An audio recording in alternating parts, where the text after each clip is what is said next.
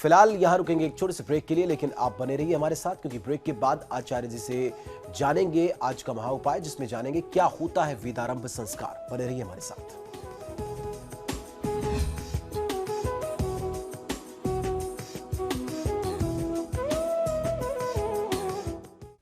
Break के बाद स्वागत है। चलिए अब जानते हैं क्या है आज का महा उपाय। जी बिल्कुल, आज के महा उपाय में मैं आपको जानकारी देने वाला हूं क्या होता है वेदारंभ संस्कार, इसका महात्मा आज हमारे जीवन में क्या है, पुराने समय में इसकी क्या महत्ता थी या इसकी क्या भूमिका हुआ करती थी। यह संस्कार वेदारंभ संस्कार ज्ञानार्जन से संबंधित है। वेद का अर्थ होता है ज्ञान, और वेदारंभ के माध्यम से बालक अब ज्ञान को अपने अंदर समाविष्ट करना आरंभ करता है या आरंभ करे, यही अभिप्राय है इस संस्कार का। शास्त्रों में ज्ञान से जुड़ी हुई बहुत सारी बातें बताई गई हैं। ज्ञान से बढ़कर के दूसरा कोई प्रकाश सर्वोत्तम नहीं समझा गया है। स्पष्ट है कि प्राचीन काल में यह संस्कार मनुष्य के जीवन में विशेष महात्मा रखता था, विशेष स्थान रखता था। यज्ञोपवीत संस्कार के बाद बालकों को वेदों का अध्ययन एवं विशिष्ट ज्ञान से परिचित होने के लिए योग्य आचार्यों के पास गुरुकुल में भेजा जाता था। वेदारंभ से पहले आचार्य अपने शिष्यों को ब्रह्मचर्य पालन का व्रत एवं संयमित जीवन जीने के लिए प्रतिज्ञा दिलाते थे, प्रतिज्ञा कराते थे। उसके बाद उसकी परीक्षा लेने के बाद ही वेदारंभ संस्कार या वेदारंभ करते थे या विद्याध्ययन कराते थे। ऐसा ही नहीं था कि कोई भी विद्यार्थी बस जने हुआ और यज्ञोपवीत के बाद आचार्य के घर चला गया, जाकर के गुरुकुल में पढ़ने लगा। गुरुकुल में शामिल होने के लिए वहां आपको आपके आचार्य एक बार टेस्ट लेते थे। वो देखते थे यह विद्यार्थी या शिष्य मेरा योग्य शिष्य बन सकता है कि नहीं। आज के समय में भी हम लोग टेस्ट देखते हैं कि बच्चों के लिए टेस्ट होते हैं। पुराने समय में कुंडलियां भी देखी जाती थी। आचार्य अपने विद्यार्थी को चुनने के लिए उनकी कुंडलियां भी देखते थे कि इसके अंदर योग्य शिष्य बनने की क्षमता है, इसकी कुंडली ऐसी है कि नहीं है। अगर है तो फिर कौन से उपाय करके इसको एक संयमित और एक संस्कारी विद्यार्थी और एक संस्कारी बालक भविष्य के लिए बनाया जा सकता है। तो पहले के समय में कुंडली भी देख करके विद्यार्थियों का चयन होता था, और उसके बाद उससे कुछ उसके लक्षण पूछ करके, उससे कुछ मौखिक प्रश्नों का जवाब लेकर के, उत्तर लेकर के उसकी भर्ती होती थी। असंयमित जीवन जीने वाले वेदाध्ययन के अधिकारी नहीं माने जाते थे। हमारे चारों वेद का ज्ञान अक्षुण भंडार है। पुराने कुछ एपिसोड्स पहले मैंने आपको विद्यारंभ संस्कार के बारे में बताया था, तो यहाँ आपको भ्रमित होने की आवश्यकता नहीं है। विद्यारंभ संस्कार और वेदारंभ संस्कार दोनों अलग अलग परंपराएं हैं। विद्या आरंभ तो वह चीज है जब पहले उसको बच्चे को 3 साल के आसपास विद्या आरंभ करा देते हैं, जिससे घर में जो उसकी शिक्षा दीक्षा है, घर में जो उसको अक्षरों का ज्ञान, संख्याओं का ज्ञान, या जो कविता पाठ या शास्त्रों के मंत्र जो हम लोग अपने बच्चों को पढ़ाते हैं, वह पढ़ाने सिखाने के लिए आज के समय में ABCD क ख ग घ पढ़ाया जाता है। जो भी आप उसे ज्ञान देते हैं उसको आरंभ करने का वह काल होता है। और वेदारंभ संस्कार सही मायनों में वेदों के अध्ययन का काल होता है, जो लगभग 8 वर्ष या 11 वर्ष की अवस्था के बाद से ही आरंभ होता है।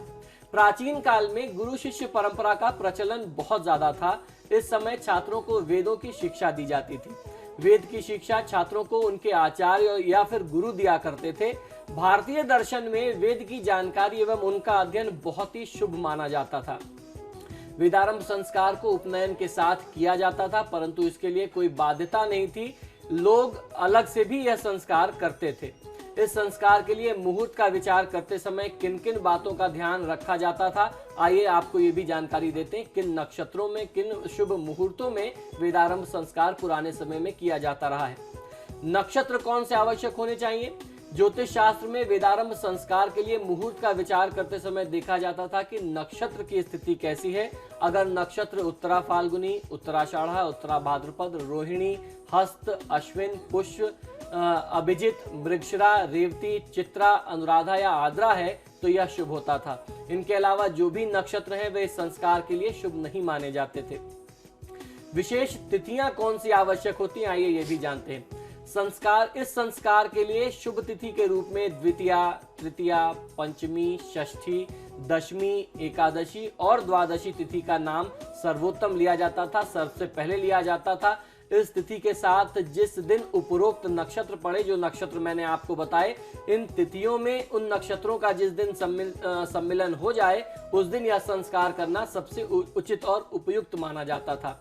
कौन से वार शुभ होते हैं इस संस्कार के लिए, आइए ये भी जानते हैं। मुहूर्त ज्ञात करते समय वार का भी काफी महात्मा होता है, क्योंकि जब मैं आपको पंचांग बताता हूं तो तिथि, वार, नक्षत्र, योग और करण, ये 5 चीजें ही पंचांग कही जाती हैं, इसलिए इसमें वार की अपनी एक प्रमुख भूमिका है।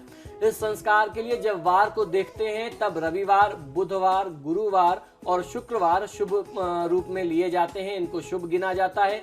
इन वारों में से किसी भी एक वार के दिन यह संस्कार किया जाता है। उस दिन देखा जाता है कि किस तिथि में ये वार पड़ रहे हैं और ये लग्न के नक्षत्र क्या पड़ रहे हैं, ये नक्षत्र क्या पड़ रहे हैं, उस दिन से इसको चुन लिया जाता था।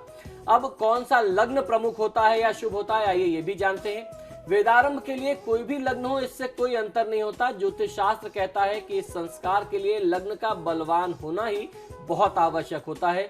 जब लग्न मजबूत स्थिति में हो तब आप यह संस्कार कर सकते हैं। जिस लग्न के केंद्र में प्रथम, चतुर्थ, सप्तम, दशम या त्रिकोण में पंचम और नवम भाव हो, ऐसे में शुभ ग्रह अगर इन भावों में स्थित होते हैं, षष्ठम, तृतीय एवं एकादश भाव में पाप ग्रह की स्थिति हो और अष्टम भाव जो है वह ग्रह रहित हो, इस प्रकार की लग्न की स्थिति होनी चाहिए।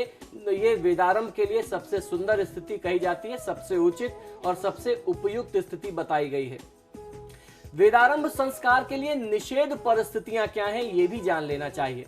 ज्योतिष शास्त्र के अनुसार, ज्योतिष शास्त्र के कथनानुसार वेदारंभ संस्कार में इन तिथियों में वेदारंभ संस्कार इन तिथियों में नहीं करना चाहिए, जबकि जन्म चंद्र से गोचरवश चतुर्थ, अष्टम, द्वादश चंद्रमा हो या फिर तृतीय, पंचम, सप्तम तारा हो, तो ऐसे में वेदारंभ संस्कार नहीं करना चाहिए। इस संस्कार के लिए चंद्र और तारा की शुद्धि बहुत आवश्यक मानी जाती है। हमारे यहाँ बहुत प्रमुख तिथियां आपको न भी मिल पाएं तो आपको सिर्फ चंद्र शुद्धि देख लेनी चाहिए। तो इस मायने में अगर वेदारंभ संस्कार के लिए आपको चंद्र शुद्धि ना मिल पाती हो तो भी आपको बहुत ज्यादा ध्यान रखना पड़ता है। ऐसे में आपको यह संस्कार नहीं करना होगा, उचित समय का इंतजार करना होगा।